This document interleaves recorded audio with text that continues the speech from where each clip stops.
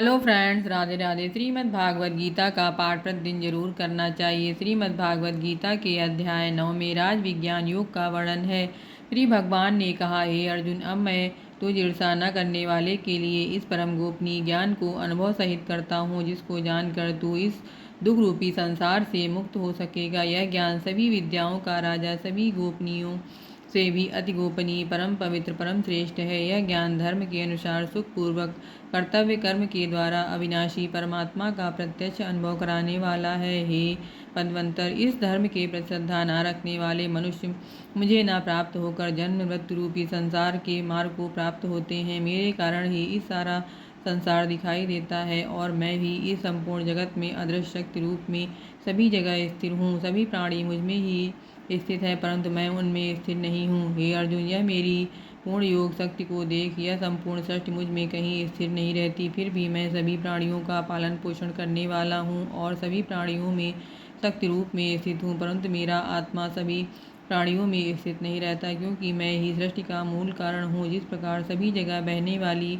महान वायु सदैव आकाश में स्थिर रहती है, उसी प्रकार सभी प्राणी मुझ में स्थिर रहते हैं। हे कुंती पुत्र, कल्प के अंत में सभी प्राणी मेरी प्रकृति में प्रवेश करके विलीन हो जाते हैं और अगले कल्प के आरंभ में उनको अपनी इच्छा शक्ति से फिर उत्पन्न करता हूँ।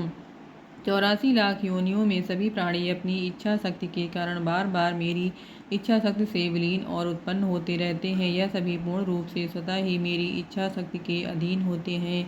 हे धनंजय, यह सभी कर्म मुझे बांध नहीं पाते, क्योंकि मैं उन कार्यों में बिना किसी फल की इच्छा से उदासीन भाव में स्थिर रहता हूँ। हे कुंती पुत्र, मेरी अध्यक्षता में मेरी भौतिक प्रकृति सभी चर तथा अचर जीव उत्पन्न और विनीत करती रहती है। इसी कारण से यह संसार परिवर्तनशील है। मूर्ख मनुष्य मुझे अपने ही समान निकृष्ट शरीर आधार वाला समझते हैं, इसलिए वह सभी जीवात्माओं का परम ईश्वर वाले मेरे स्वभाव को नहीं समझ पाते। ऐसे मनुष्य कभी न पूर्ण होने वाली आशा में, कभी न पूर्ण होने वाले कर्मों में और कभी न प्राप्त होने वाले ज्ञान में विशेष रूप से मोहग्रस्त हुए मेरी मोहने वाली भौतिक प्रकृति की ओर आकृत होकर निश्चित रूप से राजसी वृत्ति और आसुरी स्वभाव धारण किए रहते हैं। हे पार्थपुत्र, मोह से मुक्त हुए महापुरुष दैवी स्वभाव को धारण करके मेरी शरण ग्रहण करते हैं और मुझको सभी जीवात्माओं का उद्गम जानकर अनन्य भाव से मुझ अविनाशी का स्मरण करते हैं। ऐसे महापुरुष दृढ़ संकल्प से प्रयत्न करके निरंतर मेरे नाम और महिमा का गुणगान करते हैं और सदैव मेरी भक्ति में स्थिर होकर मुझे बार बार प्रणाम करते हुए मेरी पूजा करते हैं। कुछ मनुष्य ज्ञान के अनुशीलन द्वारा यज्ञ करके, कुछ मनुष्य मुझे एक ही तत्व जानकर, कुछ मनुष्य अलग तत्व जानकर अनेक विधियों से निश्चित रूप से मेरे विश्व स्वरूप की ही पूजा करते हैं। हे अर्जुन, मैं ही वैदिक कर्म कांड करने वाला हूँ, मैं ही यज्ञ हूँ, मैं ही पितरों को दिए जाने वाले तर्पण हूँ, मैं ही जड़ी बूटी रूप में औषधि हूँ, मैं ही मंत्र हूँ, मैं ही घृत हूँ, मैं ही अग्नि हूँ और मैं ही हवन में दी जाने वाली आहुति हूँ। इस संपूर्ण ब्रह्मांड का मैं ही पालन करने वाला पिता हूँ, मैं ही उत्पन्न करने वाली माता हूँ, मैं ही मूल स्रोत दादा हूँ, मैं ही इसे धारण करने वाला हूँ, मैं ही पवित्र करने वाला ओंकार शब्द से जानने योग्य हूँ, मैं ही ऋग्वेद, सामवेद, यजुर्वेद हूँ, मैं ही सभी प्राप्त होने वाला परम लक्ष्य हूँ, मैं ही सभी का भरण पोषण करने वाला हूँ, मैं ही सभी का स्वामी हूँ, मैं ही सभी के अच्छे बुरे कर्मों को देखने वाला हूँ, मैं ही सभी का परम धाम हूँ, मैं ही सभी की शरण स्थली हूँ, मैं ही सभी के से प्रेम करने वाला घनिष्ठ मित्र हूँ, मैं ही सृष्टि को उत्पन्न करने वाला हूँ, मैं ही सृष्टि का संहार करने वाला हूँ, मैं ही सभी का स्थिर आधार हूँ, मैं ही सभी को आश्रय देने वाला हूँ, मैं ही सभी का विनाशी कारण हूँ।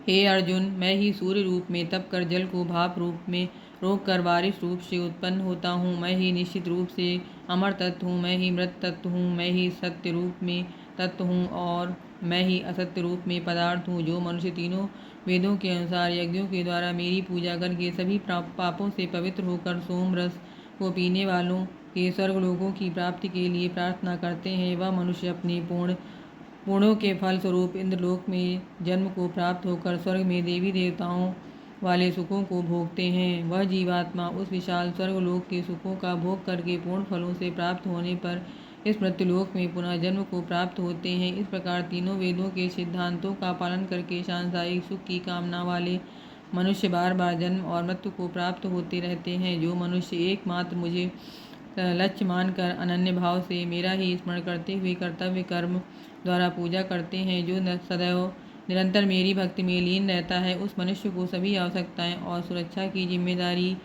मैं ही निभाता हूँ। हे कुंती पुत्र, जो भी मनुष्य श्रद्धापूर्वक भक्ति भाव से अन्य देवी देवताओं को पूजा करते हैं, वह भी निश्चित रूप से मेरी ही पूजा करते हैं, कि उनका वह पूजा करना अज्ञानतापूर्ण मेरी प्राप्ति की विधि से अलग त्रुटिपूर्ण होता है। मैं ही निश्चित रूप से समस्त यज्ञों का भोग करने वाला हूँ और मैं ही स्वामी हूँ, परंतु वह मनुष्य मेरे वास्तविक स्वरूप को तत्व से नहीं जानते, इसलिए वह कामनाओं के कारण पूर्ण जन्म को प्राप्त होते हैं। जो मनुष्य देवताओं की पूजा करते हैं वह देवताओं को प्राप्त होते हैं, जो अपने पूर्वजों की पूजा करते हैं वह पूर्वजों को प्राप्त होते हैं, जो भूतों की पूजा करते हैं वह उन भूतों के कुल को प्राप्त होते हैं, परंतु जो मनुष्य मेरी पूजा करते हैं वह मुझे ही प्राप्त होते हैं। जो मनुष्य एक पत्ता, एक फूल, एक फल, थोड़ा सा जल और कुछ भी निष्काम भक्तिभाव से अर्पित करता है, उस शुद्ध भक्त का निष्काम भक्तिभाव से अर्पित किया हुआ सभी कुछ मैं स्वीकार करता हूँ। हे कुंती पुत्र, तू जो भी कर्म करता है, जो भी खाता है, जो भी हवन करता है, जो भी दान देता है, जो भी तपस्या करता है, उस सभी को मुझे समर्पित करते हुए कर। इस प्रकार तू समस्त अच्छे और बुरे कर्मों के फलों के बंधन से मुक्त हो जाएगा और मन से सभी सांसारिक कर्मों को त्याग कर मन को परमात्मा में स्थिर करके विशेष रूप से मुक्त होकर मुझे ही प्राप्त होगा। मैं सभी प्राणियों के में समान रूप से स्थिर हूँ, सृष्टि में न किसी से द्वेष रखता हूँ और ना ही कोई मेरा प्रिय है, परंतु जो मनुष्य शुद्ध भक्तिभाव से मेरा स्मरण करता है तब वह मुझ में स्थिर रहता है और मैं भी निश्चित रूप से उसमें स्थिर रहता हूँ। यदि कोई अत्यंत दुराचारी मनुष्य अनन्य भाव से मेरा निरंतर स्मरण करता है तो वह निश्चित रूप से साधु ही समझना चाहिए, क्योंकि वह संपूर्ण रूप से मेरी भक्ति में ही स्थिर रहता है। ये मनुष्य वह शीघ्र ही मन से शुद्ध होकर धर्म का आचरण करता हुआ चिर स्थायी परम शांति को प्राप्त होता है। इसलिए तू निश्चित होकर घोषित कर दे कि मेरा भक्त कभी नष्ट नहीं होगा। हे पार्थपुत्र, स्त्री, वैश्य, शूद्र, अन्य किसी भी भक्त योनिस में उत्पन्न होने वाले मनुष्य को वह भी मेरी शरण ग्रहण करके मेरे परम धाम को ही प्राप्त होते हैं। तो फिर पूर्णात्माओं, ब्राह्मणों, भक्तों और राजर्षि क्षेत्रियों का तो कहना ही क्या। इसलिए तू क्षण में नष्ट होने वाले दुख से भरे हुए इस जीवन में निरंतर मेरा ही स्मरण कर। हे अर्जुन, तू मुझ में ही मन को स्थिर कर मेरा ही भक्त बन, मेरी ही पूजा कर और मुझे ही प्रणाम कर। इस प्रकार अपने मन को मुझ परमात्मा में पूर्ण रूप से स्थिर करके मेरी शरण होकर तू निश्चित रूप से मुझे ही प्राप्त होगा। इस प्रकार उपनिषद, ब्रह्म विद्या तथा योग शास्त्र रूप श्रीमद् भागवत गीता के श्री कृष्ण अर्जुन संवाद में राज विज्ञान योग का 9वां अध्याय संपूर्ण हुआ।